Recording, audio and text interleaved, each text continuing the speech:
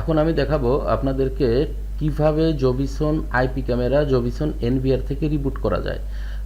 Reboot করা যায় এবং রিসেট করা যায়, দুইটাই দেখাবো। অনেক কারণেই ক্যামেরা রিবুট বা রিসেট করার প্রয়োজন হতে পারে। যেমন আপনার কোনো কারণে আপনি চাচ্ছেন যে ক্যামেরার পাসওয়ার্ড গুলো আপনি ডিফল্ট করবেন, সেক্ষেত্রে রিসেট করা লাগতে পারে। কোনো সেটিংস যদি আপনি উলট পালট হয়ে যায়, যার কারণে আপনার ভিডিও পারফরমেন্স ভালো আসতেছে না, আপনি ডিফল্ট করার প্রয়োজন হতে পারে।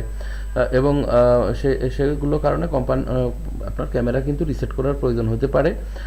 আবার আপনি ক্যামেরা রিবুটও করা লাগতে পারে, কোনো কারণে সিস্টেম থেকে আপনি ক্যামেরা রিবুটও করার প্রয়োজন হতে পারে। সো কীভাবে আপনি এটা করবেন, মাউসের ডান বাটনে ক্লিক করবেন, মেইন মেনুতে যাবেন, চ্যানেলে যাবেন, যাওয়ার পরে আপনি ক্যামেরা আপনি যাওয়ার পরে ক্যামেরা সিলেক্ট করবেন। এই যে এখান থেকে বাম পাশে নিচে এখানে ক্যামেরা সিলেক্ট করবেন, এরপরে এই যে মেনটেনেন্সে ক্লিক করবেন।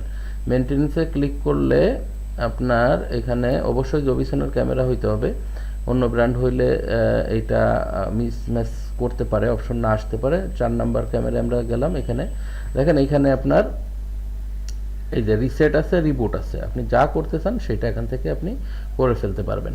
সো রিসেট রিবুট এভাবে করতে, রিসেট করলে আপনার কোম্পানির ডিফল্ট যে সেটিং, সেই সেটিংয়ে আপনার ক্যামেরা সেই সেটিং হয়ে যাবে।